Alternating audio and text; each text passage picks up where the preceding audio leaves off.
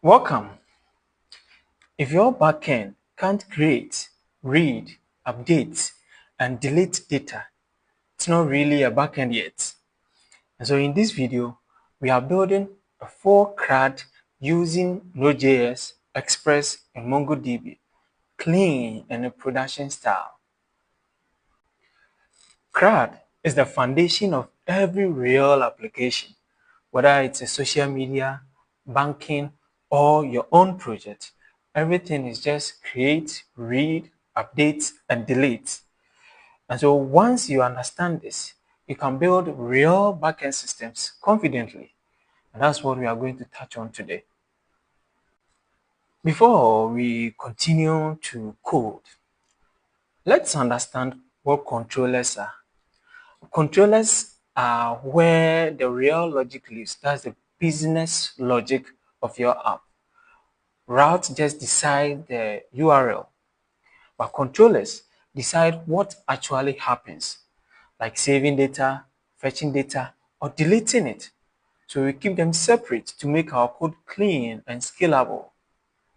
So without much ado, let's jump into the real implementation of controllers.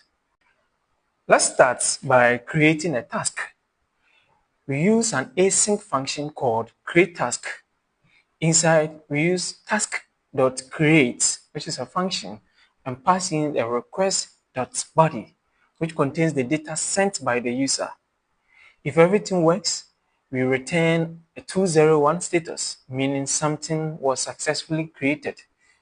We also send back a success, which is true, a message saying that the task was created, and the actual task data. If something goes wrong, we catch the error and return a 400 status with a failure message.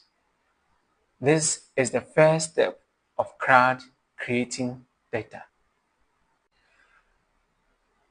After creating our task, we want to fetch all the tasks. So what do? We use task.find, which is also a function to get everything from the database. Then, when we get what we want, we return success, which is true, a message confirming retrieval, the number of tasks found, and the actual data. And if something fails, we return 500 error, meaning something went wrong, not from the user side, however, from the server side. And this is how we read multiple records from MongoDB. Next is getting a single task by ID. Here too, we will use task.findById, which is provided by Mongoose and MongoDB. And what do we pass as a parameter to find by ID? We pass request.params.their meaning we are pulling the ID from the URL. If the task doesn't exist, we return a 404 error saying task not found. If it exists, we return success, which is true, a message telling us that yes, we've been able to retrieve our task and the actual task data. If the ID is invalid, we catch the error and return a 400 response. This is how we read a single record safely. We have been able to retrieve a task by ID, that is just one task. Now let's try to delete the task. How do we do that? We use task.findById and delete function, and we pass the parameter request.params.id. If the task doesn't exist, we return a 404 error. And if it does exist, we confirm deletion with a success message. If something goes wrong, we return a 400 error. And that's how we delete parts of a CRUD. Simple, yet powerful. We've been able to delete a task. What if we want to update a task? What do? Here too, we use our task.findById and update, which is also provided by Mongoose and MongoDB. And we pass in the ID from the URL the new data from the request body, and two options.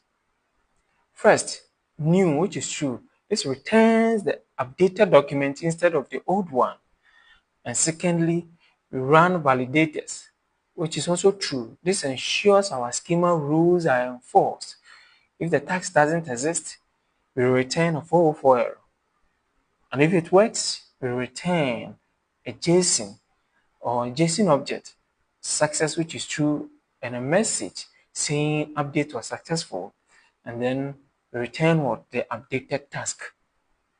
Finally, we export all our functions, and they are create, read, update, and delete, so that we can use them in our routes. And friends, that's that. You've now built a full CRUD API using Node.js and MongoDB.